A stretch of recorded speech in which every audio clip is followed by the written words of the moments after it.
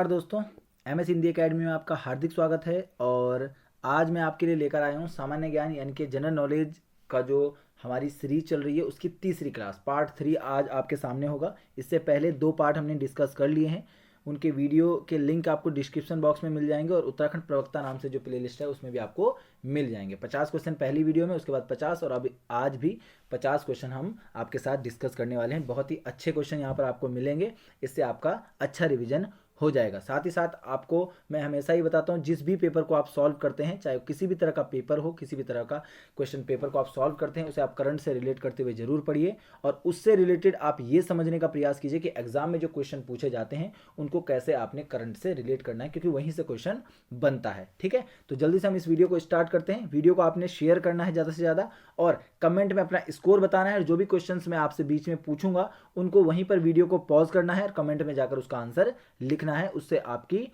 हमेशा के लिए वो याद रह जाएगा। तो देखिए, पहला क्वेश्चन आपके सामने है, जल्दी से हम इसको शुरू करते हैं। पहला सवाल आपके सामने है, तो निम्नलिखित में से किस फसल का वितरण भारत में सबसे अधिक छिन्न भिन्न है? तो कॉफी, कपास, जूट या चाय? तो इस सवाल का सही जवाब क्या होगा? जूट इसका सही जवाब हो जाएगा। ठीक है, सी ऑप्शन इसका सही जवाब है। अगला सवाल देखिए, अगला सवाल है, भारतीय पेट्रोलियम संस्थान निम्नलिखित में से किस शहर में स्थित है? तो कांडला, कोचीन, देहरादून या विशाखापट्टनम? तो देहरादून, सी ऑप्शन इसका सही जवाब है। नेक्स्ट क्वेश्चन आपके सामने है। देखिए, इस निम्नलिखित में से भारत की कौन सी पर्वत श्रृंखला सबसे नवीन है? अरावली, पूर्वी घाट, पश्चिमी घाट या हिमालय? तो इसका ऑप्शन डी बिल्कुल सही हो जाएगा। डी ऑप्शन इसका सही जवाब है। हिमालय पर्वत जो है वो टर्शियरी काल में हिमालय पर्वत बना था। ठीक है, अगला सवाल देखिए, अगला सवाल है, सतपुड़ा श्रृंखलाएं निम्नलिखित में से किसके समानांतर हैं? तो गंगा और यमुना, कावेरी और कृष्णा, नर्मदा और गोदावरी और नर्मदा और तापी? तो क्या होगा इसका सही जवाब? डी ऑप्शन इसका सही जवाब हो जाएगा, नर्मदा और तापी। और नर्मदा नदी पर कौन सा जलप्रपात है? नर्मदा नदी पर एक फेमस वाटरफॉल है, उसका नाम आप कमेंट बॉक्स में जरूर बताइएगा। और तापी जो है सूरत शहर जो है गुजरात का, वो तापी नदी के किनारे है। और सूरत शहर से आपको 1907 का सूरत अधिवेशन याद आता है और उस सूरत अधिवेशन में अध्यक्षता किसने करी थी ये भी आपको कमेंट बॉक्स में बताना है। ठीक है, वीडियो को आप जहां पर मैं आपसे सवाल पूछता हूं वहीं पर वीडियो को पॉज कीजिए। कुछ भी आपका समय नहीं लगेगा, 10 सेकंड 5 सेकंड का समय लगेगा। कमेंट टाइप कीजिए और आगे बढ़िए। ठीक है, लास्ट में अपना स्कोर जरूर बताइएगा। कमेंट बॉक्स में जब आप स्कोर लिखते हैं तो हमें भी अच्छा लगता है कि वीडियो को आप पसंद कर रहे हैं और ज़्यादा से ज़्यादा इसे शेयर कीजिए। बॉम्बे हाई कहा जाता है, किसको कहा जाता है? मुंबई अवस्थित ऊंची इमारतों को, मुंबई में शहरीकरण के उच्च स्तर को, मुंबई के तट पर उच्च स्तरीय तेल उत्पादन को, या फिर मुंबई में उच्च स्तरीय औद्योगिक विकास को? तो इसका डी ऑप्शन इसका सही जवाब हो जाएगा। डी ऑप्शन मुंबई हाई जो है ये उच्च स्तरीय, माफ कीजिएगा, इसका सही जवाब होगा सी।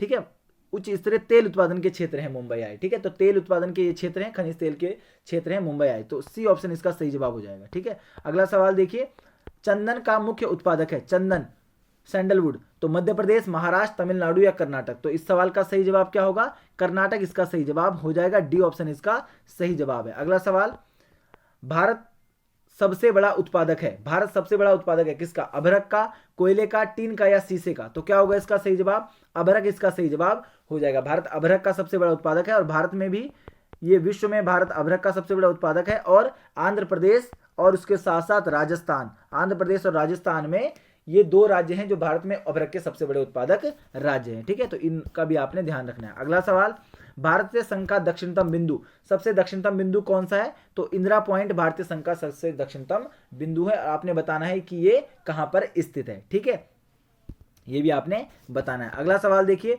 कोलार सोने की खानें निम्नलिखित में से किस राज्य में अवस्थित है? बिहार, पश्चिम बंगाल, गुजरात या तमिलनाडु? तो कोलार की जो सोने की खानें हैं वो आप मुख्यतः, इसका सही जवाब, इस क्वेश्चन का सही जवाब हो जाएगा तमिलनाडु। D option. अब आप सोच रहे होंगे कि कोलार तो आपका कर्नाटक में पड़ता है। देखिए, कोलार जो है कर्नाटक के बिल्कुल सीमावर्ती क्षेत्रों में है, कोलार जिला, और ये कर्नाटक, आंध्र प्रदेश और तमिलनाडु तीनों ही जगह पर फैला हुआ है।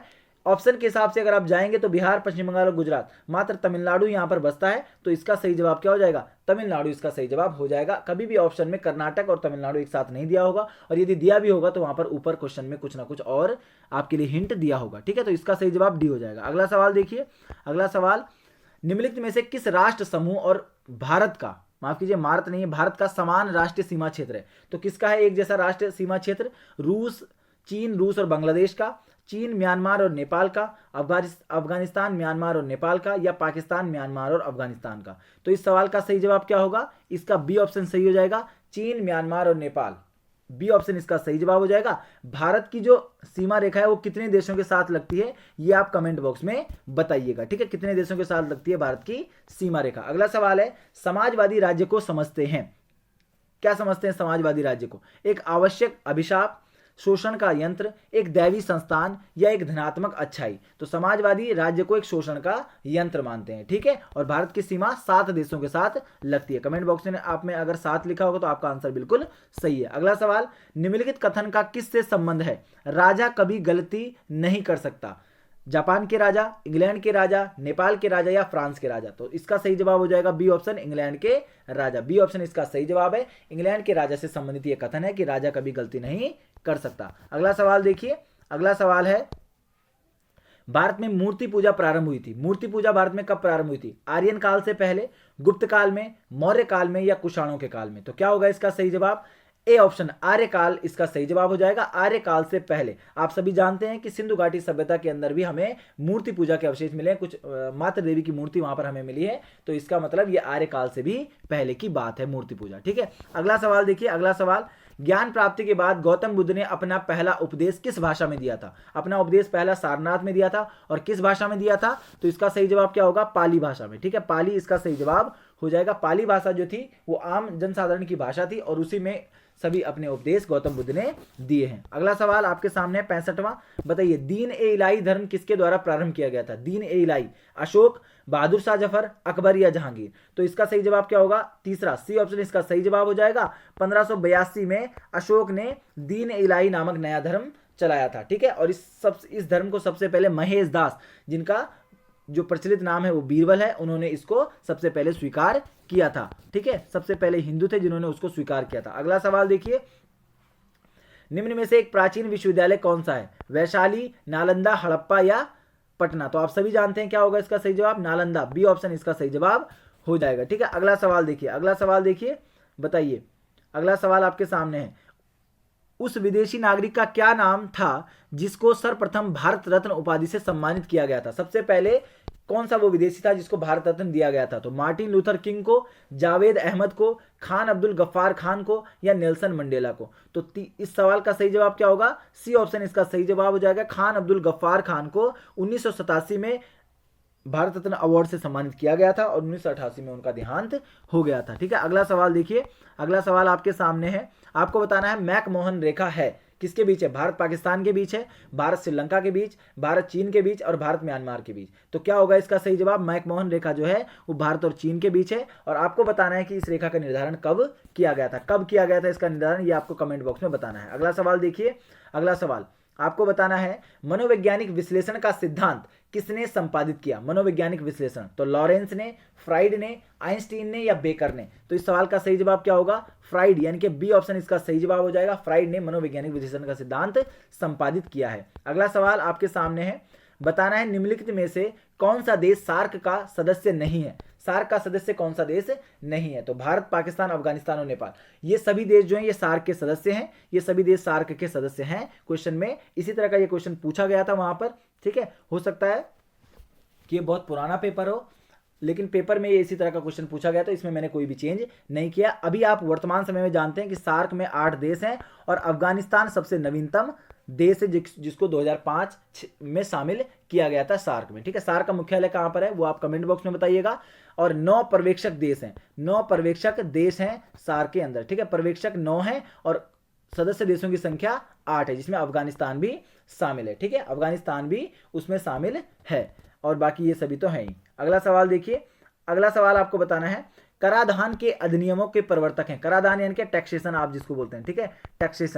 टैक्सेशन टैक्स के बारे में कराधान के अधिनियमों के प्रवर्तक कौन है? Edwin Kenin, Adam Smith, J L Keynes, या डॉल्टन। तो तो इसका सही जवाब क्या हो जाएगा, एडम स्मिथ, जिनको फादर ऑफ इकोनॉमिक्स भी कहा जाता है। Wealth of Nations, wealth of Nations इनकी एक किताब है, ठीक है। वेल्थ ऑफ नेशंस किसकी किताब है, एडम स्मिथ की। ये ब्रिटेन के रहने वाले थे और 1776 में इनकी किताब वेल्थ ऑफ नेशंस प्रकाशित होती है, ठीक है। तो wealth of Nations important book है जिसको 1786 में पब्लिश किया था ब्रिटेन के रहने वाले एडम स्मिथ ने, फादर ऑफ इकोनॉमिक्स। अगला सवाल, संरक्षण का तात्पर्य है आयात व्यापार पर लगाई गई रोक, घरेलू उद्योगों का संरक्षण, दो देशों के बीच माल और सेवाओं के निःशुल्क विनिमय रोक, या फिर उपरोक्त सभी। तो इस सवाल का सही जवाब क्या होगा, इस सवाल का सही जवाब हो जाएगा उपरोक्त सभी, डी ऑप्शन इसका सही जवाब हो जाएगा। अगला सवाल देखिए, अगला सवाल है भारतीय रिजर्व बैंक, भारतीय रिजर्व बैंक, यहां पर ये तीसरा ऑप्शन, इसे भी आप देख लीजिए चारों ऑप्शन को, ठीक है। और भारतीय रिजर्व बैंक के बारे में कृषि को प्रत्यक्ष वित्त प्रदान करता है,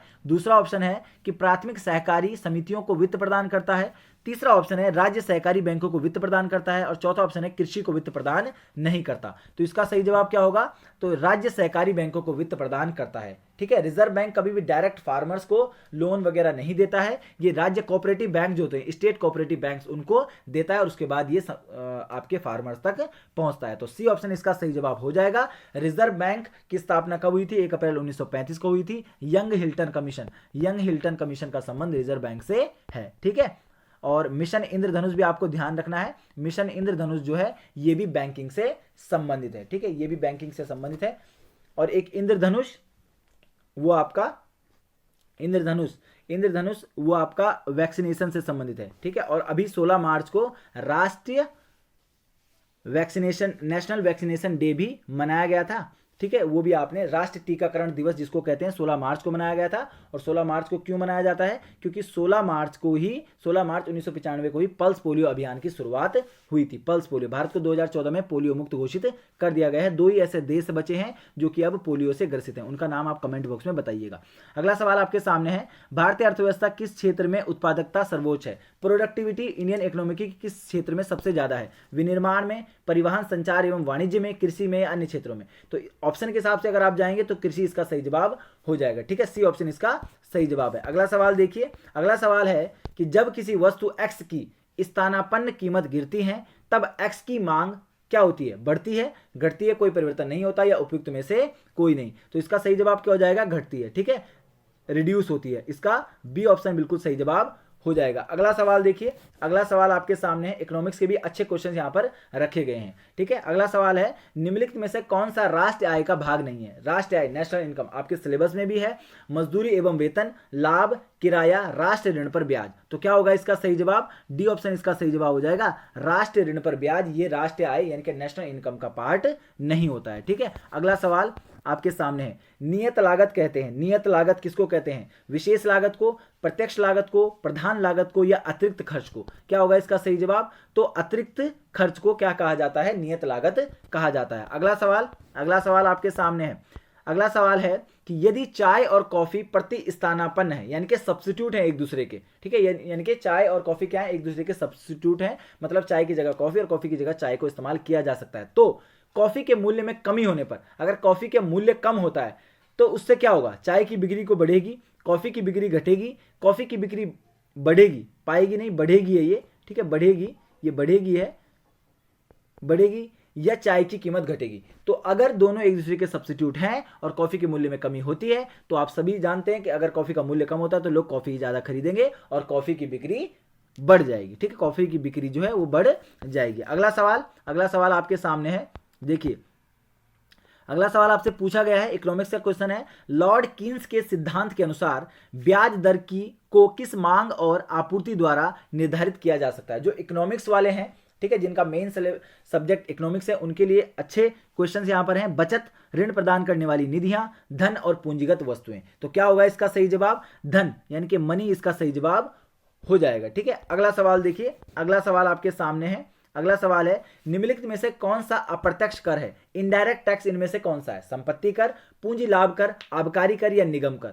तो सी ऑप्शन इसका सही जवाब हो जाएगा, ठीक है, सी ऑप्शन जो है इसका सही जवाब हो जाएगा, आबकारी एक्सरसाइज जो है ये आपका अप्रत्यक्ष कर है। अगला सवाल है, मदर पुस्तक के लेखक अच्छी किताब है मदर पुस्तक के लेखक, अच्छा क्वेश्चन है ये भी, मदर पुस्तक सोमरसेट मॉगम, मैक्सिम गोर्की, चार्ल्स डिकिंस या टी एस इलियट, क्या होगा इसका सही जवाब? तो मैक्सिम गोर्की, मैक्सिम गोर्की इसका सही जवाब हो जाएगा। ठीक है, मैक्सिम गोर्की ये रूस के थे और 1906 में इन्होंने ये किताब प्रकाशित की थी रूसी भाषा में। ठीक है, तो मदर किताब। और आपको ये क्वेश्चन से एक और बात ध्यान रखनी है कि एक किताब है मदर इंडिया, एक किताब है मदर इंडिया, और मदर इंडिया किसकी किताब है? यह है कैथलीन मेयो की किताब। ठीक है, मदर इंडिया कैथलीन मेयो की किताब है, और इसको बहुत ज्यादा क्रिटिसाइज किया था मदर इंडिया किताब को महात्मा गांधी जी ने। ठीक है, अगला सवाल देखिए, अगला सवाल है निम्नलिखित में से कौन सी कालिदास की रचना नहीं है? तो कालिदास की रचना कौन सी नहीं है? रघुवंश, शकुंतला, कुमार संभव और मुद्रा राक्षस। तो कौन सी है? मुद्रा राक्षस जो है कालिदास की रचना नहीं है,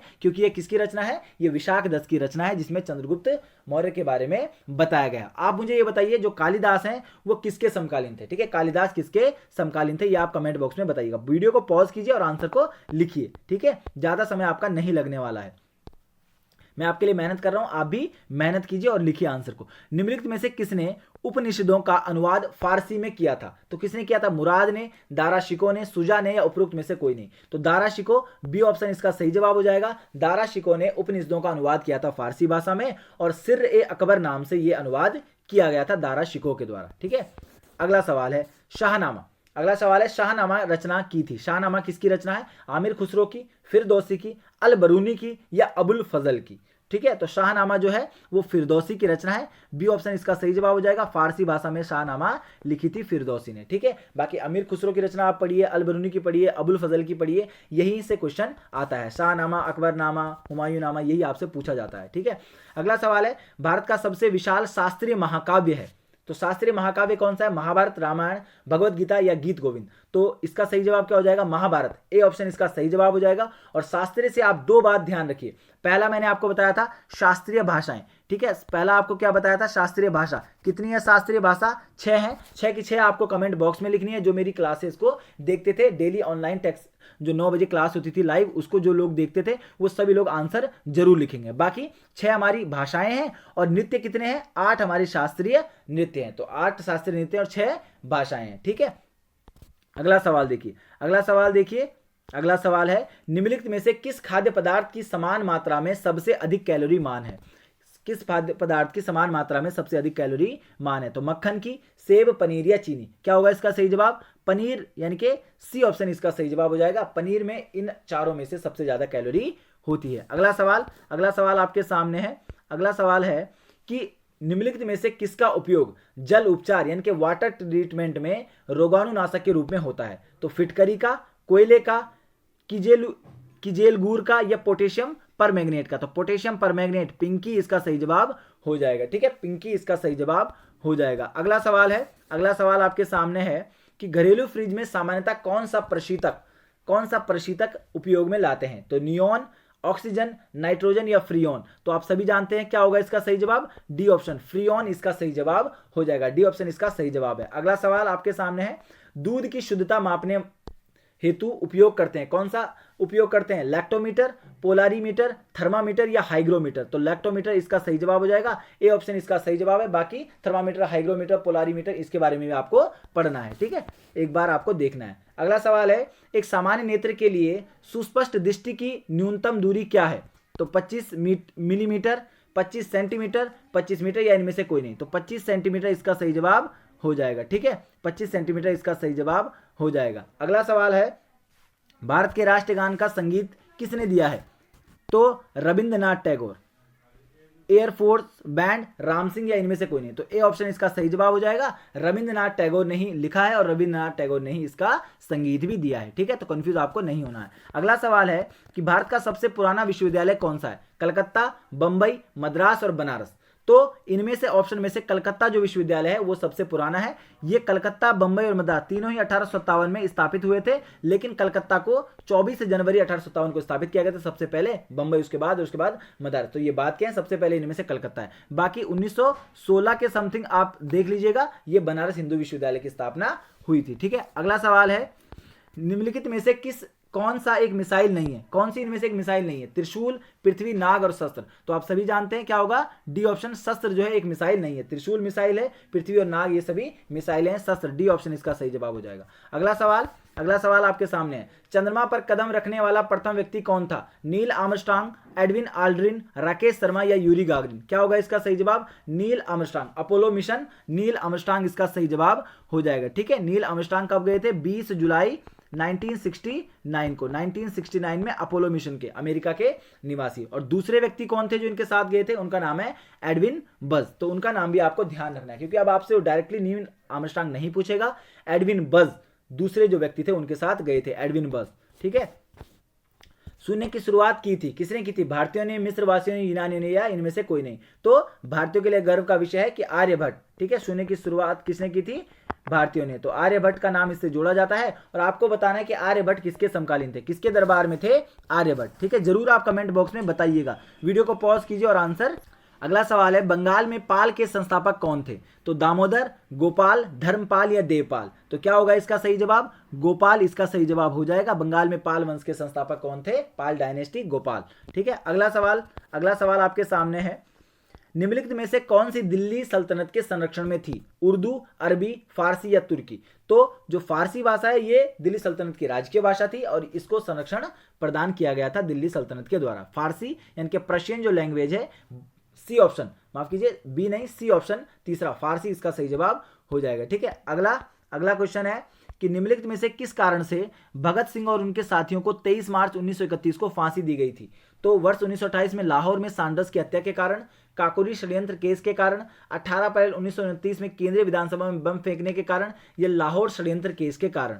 ठीक है, तो लाहौर कॉन्स्पिरेसी केस जो है उसके कारण इनको फांसी दी गई थी। ठीक है, शहीद आजम को। तो 198 का क्या होगा आंसर? डी ऑप्शन इसका सही जवाब हो जाएगा। अगला सवाल है, निम्नलिखित में से कौन सी शिवाजी की राजधानी थी? शिवाजी की राजधानी बतानी है आपको, पूना, रायगढ़, सिंगद या पनहोला? रायगढ़ इसका सही जवाब हो जाएगा। देखिए क्वेश्चन इसी तरह के बनकर आएंगे, हो सकता है कि वहां पर ऑप्शन जो है वो आपके सामने बिल्कुल ही चेंज कर दिए जाए, कुछ नए तरह के ऐसे ऑप्शन वहां पर रखे जाएंगे जिससे आप कंफ्यूज हो जाए। मिलते जुलते ऑप्शन वहां पर रखे जाते हैं, बस वहीं पर आपको कॉन्सेप्ट की बात होती है। स्वतंत्रता, समानता और बंधुता की मांग किससे संबंधित है? अमेरिका क्रांति, फ्रांसीसी क्रांति, चीनी क्रांति या रूसी क्रांति? तो आप सभी जानते हैं फ्रांस का जो रेवोल्यूशन था, फ्रेंच रेवोल्यूशन, वहीं से निकल कर आए हैं स्वतंत्रता, समानता और बंधुता। ठीक है, 1789 के अंदर। ठीक है, 1789 में ये रेवोल्यूशन हुआ था। तो ये हमारा वीडियो था। वीडियो को आपने ज़्यादा से ज़्यादा शेयर करना है। वीडियो आपको कैसा लगा है कमेंट बॉक्स में जरूर बताइएगा। सभी क्वेश्चन के आंसर भी जरूर दीजिएगा। ठीक है, और मिलते हैं हमारी नेक्स्ट वीडियो में। मैं सोच रहा हूँ नेक्स्ट वीडियो आपके लिए करंट के कुछ टॉपिक्स जो है उनको मैं एक शॉर्ट वीडियो बनाकर आपको कुछ करंट के इंपॉर्टेंट टॉपिक बता दूं जो आपके एग्जाम की दृष्टि से इंपॉर्टेंट होने वाले। तो जल्दी वो वीडियो आपके पास आ जाएगा। वो वीडियो आपके पास तभी पहुंच पाएगा जब आप इस वीडियो को प्यार देंगे। ठीक है, जब बहुत सारे लोगों के पास वीडियो पहुंचता है तो लगता है कि हाँ अगली वीडियो बननी चाहिए। देखिए आज की वीडियो थोड़ी लेट आई है, वो इसी वजह से आई है। तो आपको वीडियो को शेयर करना है ताकि तुरंत मैं आपके लिए बिल्कुल प्रोत्साहन के साथ, उत्साह के साथ मैं आपके लिए करंट वाली वो वीडियो भी ले आऊं। ठीक है, तो स्वस्थ रहिए, पढ़ते रहिए और आपको एग्जाम के लिए बहुत बहुत शुभकामनाएं। बस अपनी तैयारी में लगे रहिए। 21 मार्च को आपका एग्जाम है, उसके लिए आपको अग्रिम बहुत सारी शुभकामनाएं। धन्यवाद।